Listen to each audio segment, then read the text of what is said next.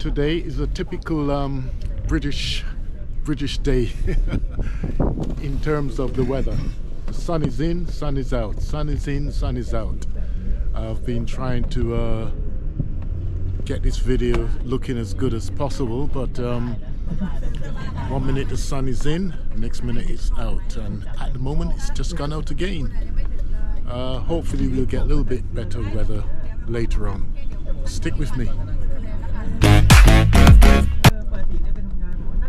Today I'm actually taking time out from the studio, actually on my part-time job, driving a stretch limousine. I have a party today, a party of I think it's 7 people, celebrating the 60th birthday anniversary. That's over here at the restaurant called Crazy Bear. Yes, that's the name, Crazy Bear. Crazy Bear over here near Oxford. It's near Abingdon in Oxford. So if you ever around the Oxford area, do check that out. That's Crazy Bear. Fantastic restaurant and lovely surroundings. Do check it out. Lovely surroundings over here in Oxfordshire.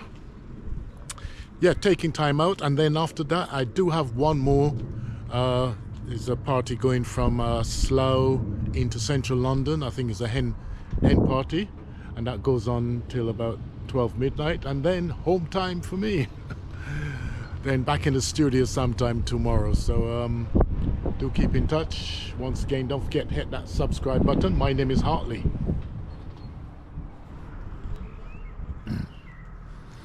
While the sun is out, we're gonna get a quick look at the restaurant called Crazy Bear down here in Oxfordshire. As I said, the sun is in, the sun is out, and hopefully for the next 2 or 3 minutes we'll get some nice sunshine. Just going to give you a view of the restaurant. Let's have a look at it. Okay, this is the entrance. That's the Crazy Bear, established since 1993, and as I said, this is based down here in Oxfordshire near Abingdon. Straight ahead of me is the restaurant. Very large car park. I do believe you have to book in advance. As I said, this is where I've just brought my customers on my part-time job. I'm chauffeuring them right here. As you know, I'm not monetized as yet with YouTube, so I do have to earn a living somehow. But this is it. And that's the straight ahead of me. That's the limousine there. Okay, guys, speak to you soon. Very good morning. How you doing today? My name is Hartley, or you can call me Citizens Hartley, over here in London, UK. Today is Sunday, the 28th of April, early morning. Getting this video out, should be up and running on YouTube sometime early afternoon. But right now it's early morning. Outside is very cloudy, raining, cold, looking very miserable out there, but work still have to go on. As you know, I've been building my crime YouTube channel since April 17th, 2023. We've just gone over 1 year. I'm currently on probably 1,000, almost 1,400 subscribers and rising. And I do need your help to get up to at least 50,000. Wouldn't that be nice? 50,000 subscribers worldwide. That'd be very nice, especially down there in Caribbean, on the African continent, South America. Definitely looking forward for you guys subscribing. Not forgetting North America, Canada, Australia, and those of you over there in Europe. Worldwide. as I said, I specialize as a normal citizen in bringing you the crime stories from around the world. Um, Stories that you probably have never heard of or don't get to hear. The internet, or shall I say, the World Wide Web is such a l- large large area to cover for everyone, but I try to find the best crime stories around or crime news and bring it across to you.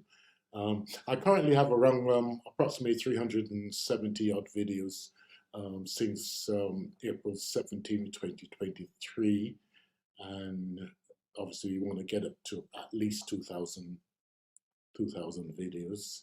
And I do need to reach up to at least 4,000 um, 4,000 watch time hours. That's 4,000 um, YouTube watch time hours to be monetized. At that stage, hopefully, I can get paid for any advertising.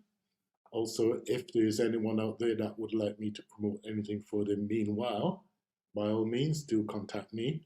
You can email me at crimeupdatefiles@gmail.com. You can also see that in the ticker running at the bottom of the screen. Crimeupdatefiles@gmail.com. You can email me. And also comments. Comments are very much welcome in the message section underneath. And of course, don't forget to subscribe. And I will dearly subscribe back to you. So don't forget, that's very important. Also, like my videos. I hope you do like them, and share with your friends and family. Okay, today's video, Sunday the 20th, is crime news from USA, UK. There might be one or two from Australia. I'm not sure as yet. All depends on the time. But we're going to give you an update. Some of the news comes from the news media update from London, also North America, Fox News, and I think it's Sky News and so forth. So we will be bringing you an update. Again, my name Hartley, or Citizens Hartley. I'm not a lawyer, not a policeman. I'm just a basic citizen like you, but bringing you stories from around the world. Um, I'm your source for crime news and information. So that's it.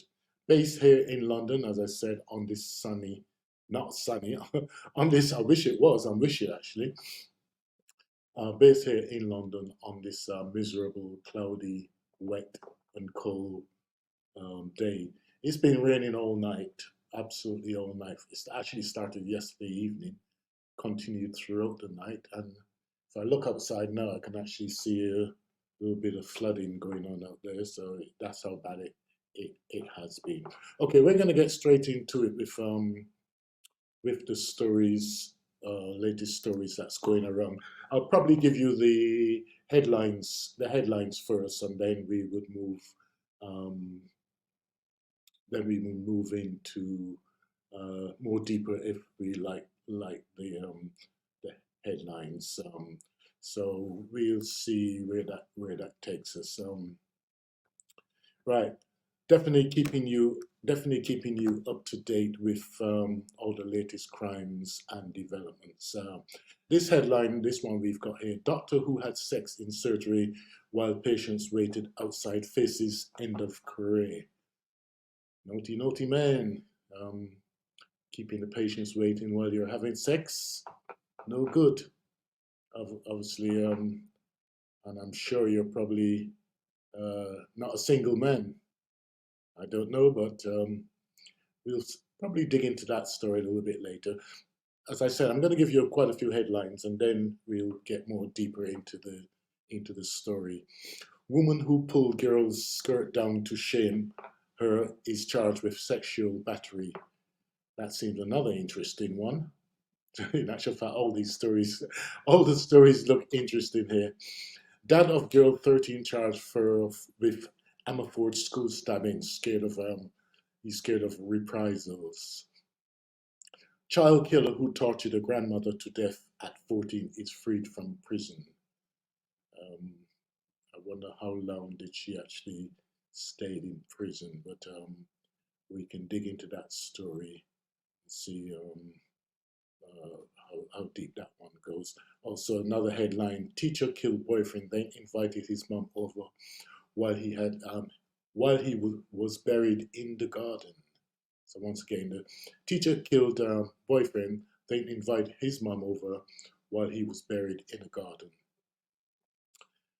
Another one, that of girl 13 charged with Ammerford school stabbing, scared of reprisals. That one repeated again. Okay, then we've also got, it says, hey, okay. Don't want to repeat, just trying to find the best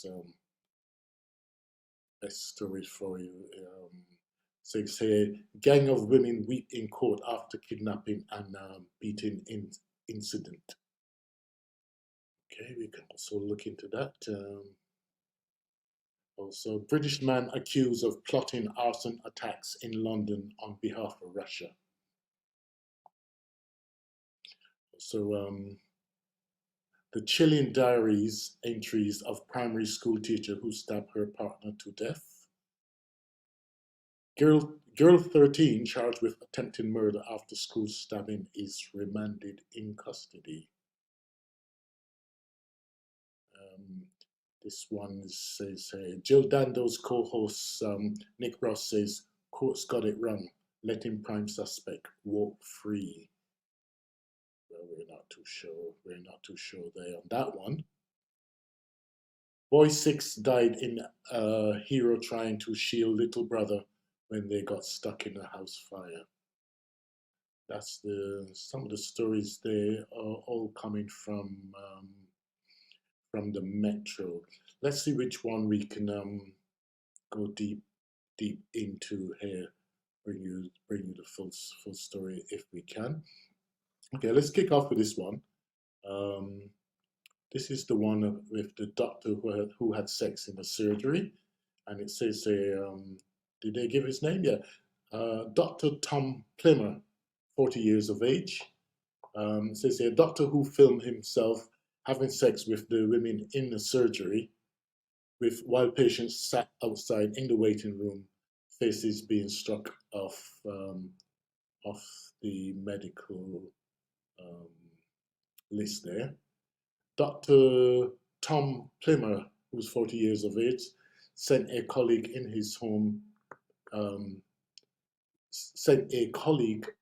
his home made porn videos shot in the consulting room. This all happened down there in Swindon, in the West Country. One of his partners was a nurse who was sent pictures and films of him having sex with dozens of women after she was coerced into relationships with him. Not sure how he managed that. Yes. So he had sex with with at least 6 women at his practice and sent pictures of his PNI. If there's any kids listening, but said he sent pictures of his PENIS to his lovers while he waited for his next patient to come in from the waiting room. He was earlier found guilty of masturbating in the surgery, walking around with his trousers undone, forcing the nurses to put in her hands on his erect PENIS and sending unsolicited videos. Oh no, never ending. The colleagues had to be told the hearing. Sorry, start this one again. The colleagues had told the hearing she began a jovial friendship with Dr. Plymmer with playful moments about the chocolate rabbit. Oh yeah. But from March 2018, he confided in her about his sex addiction and shared around 5,000 phone messages with her. One message said, "Can I tell you a secret? You're my favorite." Dr. Plymouth showed her 197 photos and videos of himself having sex with other women. This is what the medical practitioners heard. As I said, this story is actually coming from the Metro, the Metro outlet over here in in the UK. So that's where this story is coming from. It continues to say, on one occasion in January 2019, he led her to his consulting room before placing his hands on her, should say, genitals. Dr. Plemmer later sent her photos of his head in a noose with messages saying he couldn't carry on. In September 2019, he was said to have threatened to tell her husband of the affair. He suggested she kill herself by saying, on Futurama, they have suicide booths. Maybe that's what you need. You should go and do that. This was all said in the medical practitioners tribunal investigation. He told the hearing he has been recovering with support of his long-term partner, taking medical and attending sex addiction anonymous. Dr. Plemmer insisted he had never crossed any boundaries with patients and likened himself to tragic Friends actor Matthew Perry. He said Matthew Perry was a drug addict, but he would never take heroin. Why take all the drugs but not taking heroin? Dr. Plemmer said he knew sleeping with his patients would be terminal to his career. Mark Monahan, GMC, that's the general medical practitioner, accepted the doctor does not pose any risk to patients, but added, all concerns are preliminary with confidence in the profession. Tom Day, representing Dr. Plemmer, told the hearing, I respectfully submit he poses no risk to patients and there is no impairment on that basis. The risk of relapse is very, very low. If he were to work, he would need conditions to support him. Okay, yeah, that's the story there of Dr. Plemmer, who took his sex addiction a little bit farther, and I'm sure he will be expelled from his surgery, and I'm not sure if he will get employed by anyone else on that one. But that's that story there on from the Metro, and let's see what else we can get to you. Which other story you've got that's pretty interesting. Once again, don't forget to hit that subscribe button right below this video and also like it and share with your friends and family. While we're at it, before we go to, don't forget on Monday we got the Karen Read full trials taking place. It's the first day.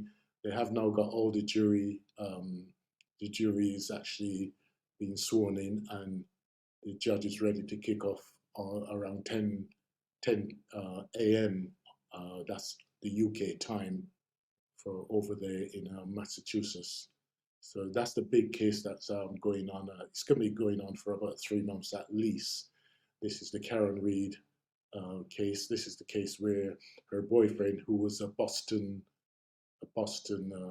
police officer, who died on the front steps of another police officer, and they are obviously blaming Karen Read for the death of him. His name is John O'Keefe. She's actually being charged with murder for murdering her boyfriend. The prosecution actually says she ran over her boyfriend out of an angry mood. She denies all the charges there and said this murder took place in the house, nothing to do with her. So lots and lots of witnesses is expected to come forward and say their part, and we will find out who's telling the truth there, or is it a cover-up by all those policemen in the house at after party. I will be giving you much more of that as it comes up from Monday the 29th of April. Okay, this one, as I said, it was a gang of women weep in court after kidnapping and beating innocent stranger. So this one, a little bit more detail. Says, bitterly jealous Nadia Gurbrand, 21, plotted to kidnap a nursery nurse after she suspected she had been exchanging Snapchat messages with a man she herself was interested in. Gurban recruited best friend Alia Dashan, 21, and Leia Obad, 20, to carry out ambush at around 6 p.m. on March the 21st. This happened last year, 2022. The gang tracked the 23-year-old victim to her place of work and followed in Gurban's Volkswagen Golf as she made her way down to Hartington Road. This was happened over there up there, I should say, in Liverpool. They say it continues to say they grabbed her bag from behind and pulled her hood over her face before dragging her into the car and pinning her to the back seat. Her phone was seized and she was interrogated by Gurban, who forced her to hand over the pin. Prosecutor Michael Scholes said Gurban is particularly was an aggressive, calling her as sket and slat. Says here again, Prosecutor Michael Scholes said Gurban in particular was aggressive, calling her a slag, and she warned her she shouldn't associate with Arabs, as well as interrogating her about the nature of her relationship with a man called Sol, S-O-L. She was in contact with. Gurban was described as really aggressive and intimidating towards the victim, making threats that she knew where she lived and that there were people in the area that would be watching her. The gang drove to the secluded wooded area near Sefton Park Farmhouse, where the victim was pushed into the bushes and punched and kicked in the head by Gurban and Dashan. Obad, who was left behind when assailants fled the scene, apologized to the victim before also running away. All three women in the dock as mobile phones video footage of the attack taken by Dashan was played in the court. The victim could be seen on the ground in the wooded area holding up her hands as she was repeatedly punched and kicked. Why do people record themselves doing such things? Firstly, it shouldn't be done, and then why are you video recording it? Clear evidence there for you. Okay, one of the attackers could be heard shouting, yeah, yeah, yeah, and F off, chatting, next time, don't F messing with Arabs. And so it carried on. Two further videos taken at an earlier stage were also played, showing the victim's face down on the back seat of the car and being punched by Gurban. Following the horrific ordeal, the victim sought help from passerbys who called a taxi to take her home. She called the police, and when officers attended her house, she used her tablet to try to deviate her missing mobile phone. Deactivate, I should say. She used her tablet to try to deactivate her missing mobile phones. It was then she noticed she had Instagram message from a man saying he had found her phone in the Sefton Park.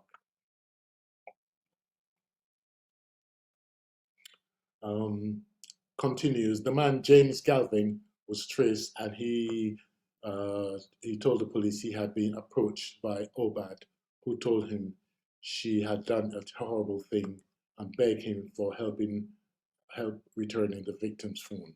Mr. Scholes said it's clear he had no knowledge of what had happened. As a result, police were able to trace Layla Obad and afterwards find other participants who were also arrested. Um, Continues to say, Gobran, who is a real estate student, initially maintained her innocence, claiming she was at university at the time of the attack. However, messages retrieved from her phone sent on March 20th and 21st revealed she had Dashan had planned the abduction. As they discussed how they could force the victim into the car, one message read, um, "Go look for a perfect location. We'll hunt her down, grab her from behind, and we need someone to hold her in the back." All three women eventually pleaded guilty to the false imprisonment and appeared in court on April 26 for sentence.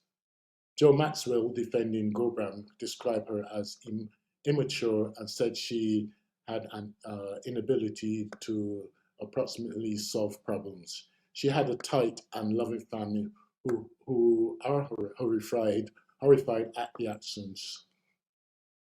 But Judge David Aubrey KC responded, "She is an intelligent woman. She is in her second year at university. She knows most certainly the difference between right and wrong. She planned and she was doing, as I find it difficult to accept, that she is an immature person." Eve Salter, defending Dashan, said the defendant was 19 at the time, whilst it's not submitted to excuse her behavior. It submitted she was immature and naive at the time. She found herself caught up with her friends and committed acts she wholly regrets. Carmen Weil, defendant Obad, said the 20-year-old nursing student had expressed genuine remorse for her actions, apologizing to the victims and making full admission to the police. She called attention to the video footage in which Obad could be heard shouting, "Girls, stop," in Arabic, as Gurban Dashan punched and kicked the victim. At least she did have a bit of remorse during the course of the time. Sentencing. Judge Aubrey said, "I'm satisfied that this was a pre-planned, premeditated attack by you, Gobran, and you, Dashan, upon an innocent woman who was literally bundled off the street into the car against her will and thereafter assaulted. You found someone else to assist, Layla Obad. Your victim didn't know any of you, which could have been exacerbated her anxiety and humiliation." He said Gerben was the prime mover, the instigator, and the main person of the kidnapping.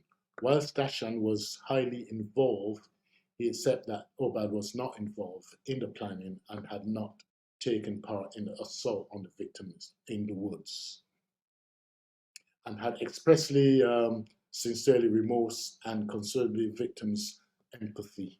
He said, "In the case of Gurban and Dashan, I have come to the conclusion that no sentence other than immediate custody is appropriate. In this case, Obad, bearing in mind your role and culpability, the balance falls in favor of suspending your sentence." Gurban was sentenced to 20 months in prison, while Dashan received a 16-month sentence. Obrad was sentenced to 14 months in a young offenders institution, suspended for 18 months. Definitely got off. They definitely got off a little lightly on that particular incident there. Okay, let's see what else we can bring to you on this one. Okay, we're going to move this one over. We're going to move over to America. As I always say, America always seems to have the worst, the worst and sometimes the most interesting cases.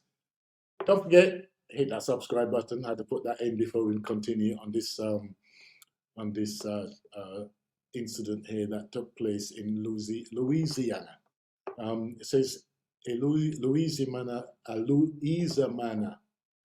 man from has been sentenced to decades in prison and physical castration after pleading guilty to raping a teenager, according to the latest news from the region's district attorney. Glenn Sullivan, 54, pleaded guilty to 4 counts of second-degree rape on April 17th. Authorities began investigating Sullivan in July 2022 when a young woman told the Livingston's parish sheriff that Sullivan had assaulted her multiple times when she was age 14. The sexual assaults resulted in pregnancy, and a DNA test confirmed that Sullivan was the father of the child.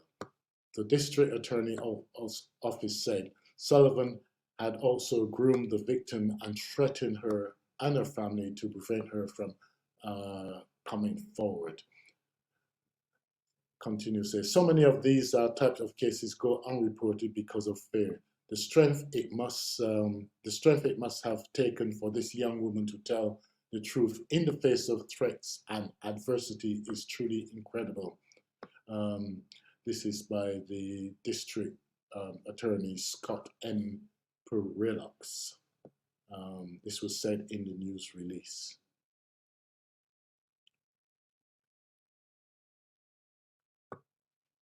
It says there's a law that goes back since 2008 that a man convicted of certain rape offenses may be sentenced to chemical castration. I think this is what they've decided to do with him. Yes, he will. Apparently, they're going to sentence him for 50 years, and then at the end, a couple of weeks before the end of his sentence, they will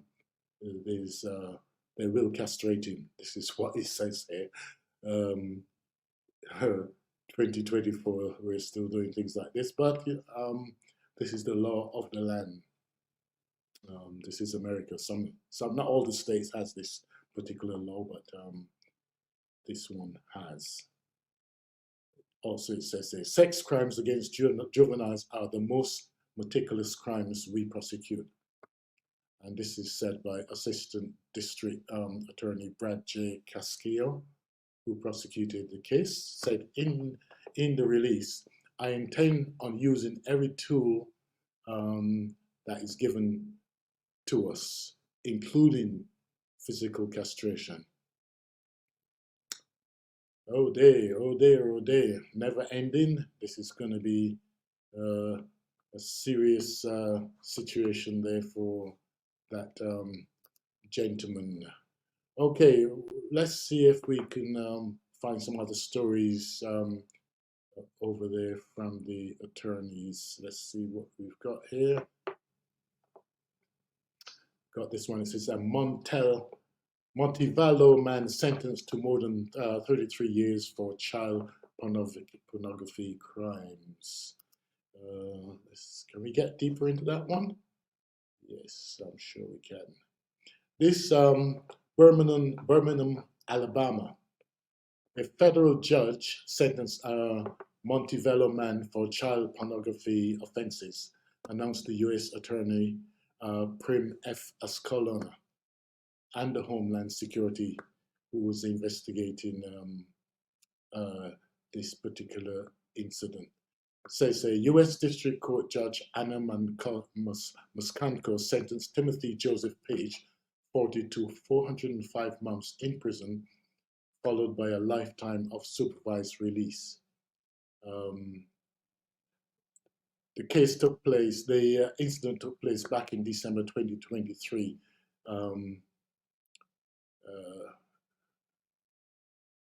And now Page, the gentleman, his name is Page,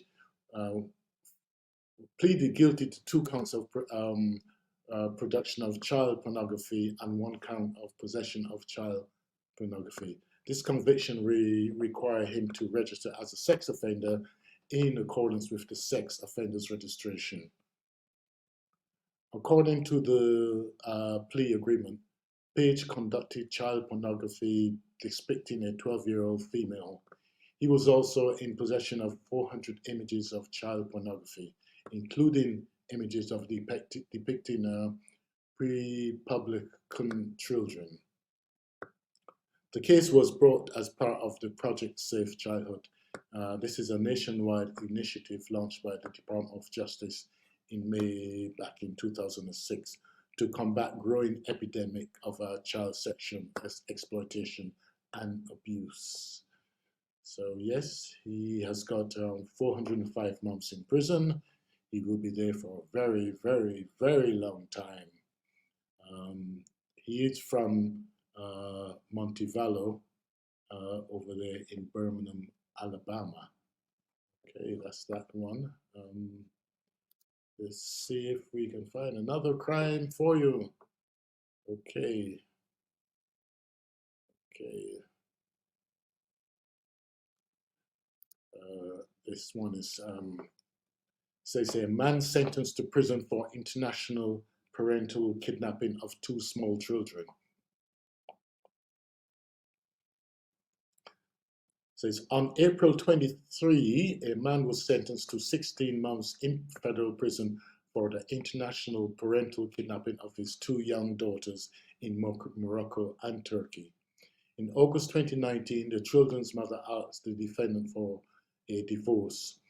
While the children's mother was in the Dominican Republic, Hamilton Alexandra, aka Salahuddin Sabah Alexandra Maurelius, very long name, 43 years of age, he fraudulently obtained full custody of the two small children, then the 2 and 4-year-old, to fortunately obtain custody of the children. Maurelius lied to Brevard County Circuit County Judge, claiming that the children's mother had abandoned the family and was unaware of her whereabouts. While the children's mother was in Dominican Republic, Maurelius sent her an audio message stating that he would never see, that she would never see the children again, and that he would do his best to disappear. When the children's mother returned to the United States, she was unable to locate their children. After she learned that Maurelius had fraudulently obtained full custody of the children, she filed for and obtained joint and ultimately full custody of the two children. And Maurelius, which is her husband, purposefully ignored the court's orders. On November 7, 2022, her husband left the United States and flew with the children to Morocco. After Moroccan authorities conducted a wellness check in 2023, they then flew over to Turkey, with obviously trying to make sure that his wife don't ever find him. He was actually charged in Morocco for kidnapping, and was extradited back to Jacksonville, Florida. I'm trying to say if the case is actually. So say on the 5th of October 2023, after 4 years apart, the children, now 9 and 7, were reunited with their mother in Turkey. Very good, very good. Okay, so that's that one. The case of the man sentenced to prison for international parental kidnapping of 2 small children. And anything else we've got here going on? If you've just joined us, welcome. Thank you very much. My name is Citizen Hartley, bringing you some updates on incidents that's took place. Probably it could be up to 2 years ago, but the case is only just come to light. Okay, so seem to be a lot of child sex cases around. It says the what is this one? Okay, so according to court documents and court proceedings in 2017, Worley was sentenced to 60 months in prison after pleading guilty to possession of child pornography in a federal court in the Western District of North Carolina. As part of Worley's judgment, he was ordered to a lifetime term of supervised release and to register as a sex offender. Court documents show that in March 2022, the York County Sheriff Office began to uncover operations to identify online child predators using social media and other messaging applications to contact minors. On March 12, 2021, Worley began to communication online with undercover sheriff deputies posing as a 15-year-old female minor. During the communication, Worley expressed his interest in engaging in illicit sexual acts with an underage female. Knowing that the female he thought he was communicating with was a minor, Worley also referred as his prior federal conviction and said that he was not supposed to be talking to a minor, that he had been in trouble with the past and that he did not want to get in trouble again. On March 27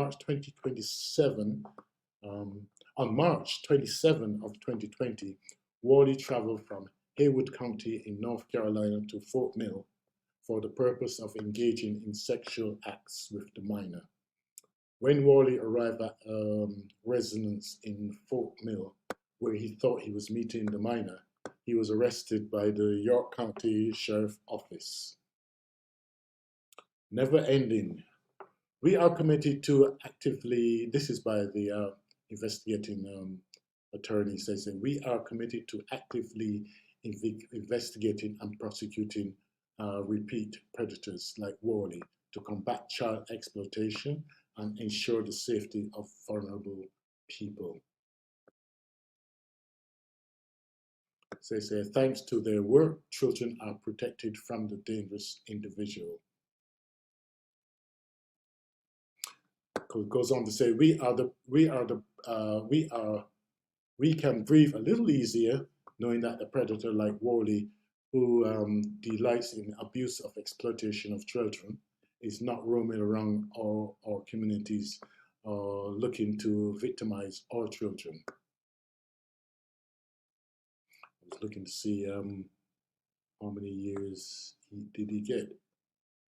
So say on March 3rd, 2023, Worley pleaded guilty to attempting to use a minor to engage in sexual explicit conduct for the purpose of producing child pornography. Worley is in federal custody and will be transferred to the custody of the U.S. Bureau of Prisons upon designation of a federal facility. For some reason, they didn't say. Okay, yes, he was actually sentenced to 382 months in prison, so for quite a long time. So he'll be going to prison for quite a long time on that charge. I'm just looking. There is so many child cases here with adoption or sexual situations with children. Just too much going on in all the different states in America. Hope you guys can hear me okay. I've got a little bit of cold today. Big shout out to those of you over there in North Africa, South America, and South Africa, Johannesburg. Big shout out to you guys over there. And Kenya, Abahansi, thank you very much. Don't forget to send me any messages, comments, whether you like what we're doing or whether you don't like what I'm doing. Do let me know. Drop your comments. Okay, so it's an Illinois man sentenced to 96 months in prison. Should we get into that one and see what he has done. It says Hammond, um, Oliver Kverson, 41 years of Calcoumet City in Illinois, was sentenced by the U.S. District Court, and the judge there was Judge Philip P. Simon. After pleading guilty to one count of conspiracy to commit bank fraud and one count of aggravated identity theft, um, Kverson was sentenced to 96 months in prison, 2 years of supervised release, and ordered to pay well over 1 million in restitution to the victims of his offenses. Wow, where is he going to get well over $1 million dollars from? Wow, that's one man that's definitely not going to be able to vote because, as you know, in the US, you cannot vote if you've been to prison and haven't paid off all your restitutions. So these days, I notice the restitutions are getting higher and higher each time. So you forever will be kept off the voters list. So they say, according to documents in the case between May 2019 and December 2020, Kverson supervised and executed a scheme to fraudulently obtain over 3.3 million from the proceeds of 17 stolen business checks. Kverson and his co-conspirators registered corporations with the Indiana and Illinois Secretary of State, opening fraudulent corporate bank accounts and depositing the stolen checks into fraudulent accounts. Conversion action contributed to loss of well over 1.5 million to multiple bank and businesses. Okay, so that's what he was up to. Okay, so that's that. Okay, let's see. Have we got anything over there in the UK? Okay, okay. This one is in the UK. It says killer stabbed teen wife in the neck in the Croydon home after causing her after after accusing her of cheating. Let's get a little bit background into this.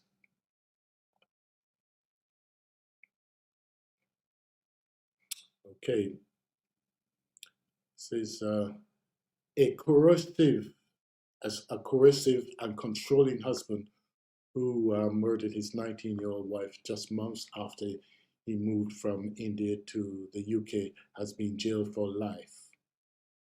Sahil Sharma, 24, stabbed Manik Sharma repeatedly in the neck in their home in Croydon, South London, before dialing 999 and calmly telling the operator, I have killed my wife.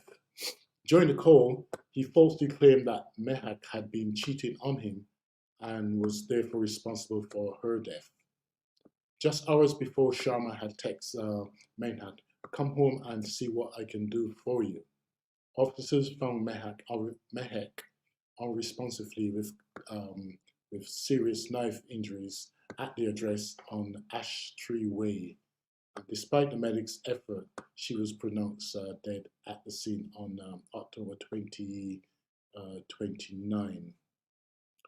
Mehak, from the village of Gurdaspur district of Punjab, had moved to the UK as a student on a student visa in November 2022. Her husband Sharma, who had married in June 2022, joined her in 2023.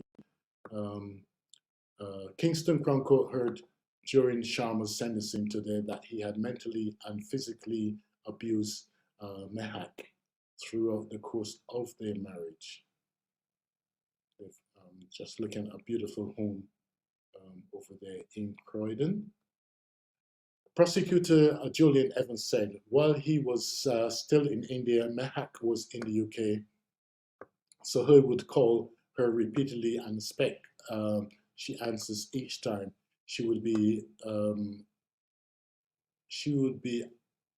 admonished by her employees for being on the phone while also being abused by her husband for not answering his calls. If Manak was on the phone, her mother Sahil would ask her to send screenshots to prove this. He became increasingly suspicious of her and accused her of lying about her whereabouts. Mr. Evans said things became physical when Sharma moved to the UK to join Mehak. He explained on occasions the defendant twisted her arm, slapped her, and smashed her phone. In September 2023, Mehak called her mother highly distressed and told her Sohail had grabbed her by the neck, causing her to feel her veins. The court heard that Sharma had threatened Mehak, telling her if she reported him to the police, he would kill her mother and siblings. But reports show that Mehak still called 999 on 3 occasions. On September 12, 2023, she told the operator the defendant had been torturing her. Mr. Evans said, she said this was mental, not physical. On October 2022, she called 999 again and repeated that he was torturing her. She said he believed she was having an affair. In October 2023, said she was torturing her and slapped her. So obviously there was numerous phone calls to the police regarding this. Not sure why these women don't move out when they're abused like that. Then you stick around, and this is the result of hanging around. You need to get out to the situation. Do it immediately. She further had told the operator, I do not need anything now, but if something wrong happens to me in the future, I need people to know that he was responsible. In the background, the defendant could be heard saying, what's wrong things could I do to you? In the months leading up to her tragic death, Mehak also frequently called her mother, Madhu Bala, and said Sharma was harassing her. On 29th of October, there was intense telephone contact between Mehak and her mother. Mr. Evans said, Madhu said that day her daughter was very scared, very distressed. It was the first time she had really cried to her mother. Kingston Crown Court heard that Mehak asked her mother if she could speak to Sharma's parents to arrange a way to reimburse them. Mr. Evans explained that Sharma's parents had financed Mehak's student visa, but later said her family, who described themselves as poor, would have paid it back if she and their son separated. When Mehak was at work on October 29th, Sharma repeatedly texted and called her, but she did not respond. Mr. Evans said, he told her, God will punish you because you are cheating me. In another text, he said, come and see what I can do to you. He continued in series of messages. Your lie has been caught now, sweetie, sweetie. That one you are with. I know who it is. And so it continued. Serious case here. Okay, how long was the sentence for? I'm looking to. Okay, yeah, Mr. Sharma, the man accused, obviously pleaded guilty to the murder. He was sentenced to only 14 years in prison. That's a very short time. Yes, he was sentenced to 14 years in prison and 187 days. 14 years in prison. Yeah, it says 14 years in prison and 187 days. Not sure why it's such a short sentence, but there you go. Okay, what else have we got? Here? Okay, it's another killing here. It says a single fingerprint helped police to snare a killer who stabbed a man to death in Northwest London flat or apartment. So they say police were able to identify the killer of a man using a single fingerprint left at the scene of a murder. Leban Ali was on Wednesday jail for fatally stabbing Andre Foster, 44, in an apartment in December 2022.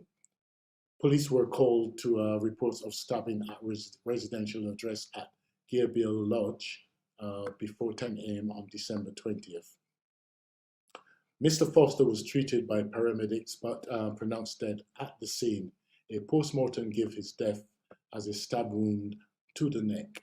Ali had initially attempted to evade police by leaving London for Nottingham, where he had an associate after the killing. However, police used CCTV to piece together his journey on public transport and pinpoint his location. Ali was tracked down and arrested 3 days after the attack by a team of Metropolitan officers. He was subsequently charged with murder but later pleaded guilty to manslaughter. Because Ali was known to the police, having previously multiple drug and weapon-related convictions, the fingerprint showed to match to Ali when searched on the police database. In an emotional tribute, Mr. Foster's family said he was a caring, loving, and free-spirited person who touched the lives of so many people. This senseless killing has shocked and devastated his families and family friends. We are all healing from our loss. So say anyone who carries a lethal weapon does so in the knowledge that their actions could result in serious harm or death of another person. There needs to be a harsher sentencing.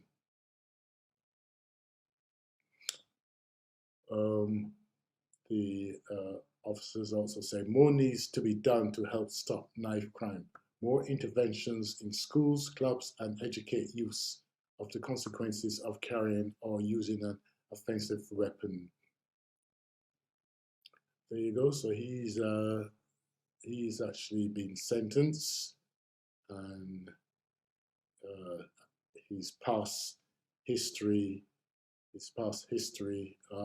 definitely caught up to him there with his fingerprints. Okay, well, that's it. That's it from me today. Until tomorrow, Monday, we will be bringing you a brief of the Karen Read case that's happening over there in Massachusetts. I hope you enjoyed today's crime update, and we will be doing this again next week, Sunday. But as for now, don't forget to log in tomorrow, check out the update on the Karen Read case. This is the case where she's accused of killing her Boston cop boyfriend. She denies it and said it was not her, it was his friends, his police friends in the house at, I think they said 34 Fairview. That's the house where they found John O'Keefe's body. So the case actually starts tomorrow, so we'll be keeping you updated on that particular case. Okay, I'm out of here. I'm going to say one more time, please hit that subscribe button, press the like button, and we will see you very, very soon. Thank you very much. Bye-bye.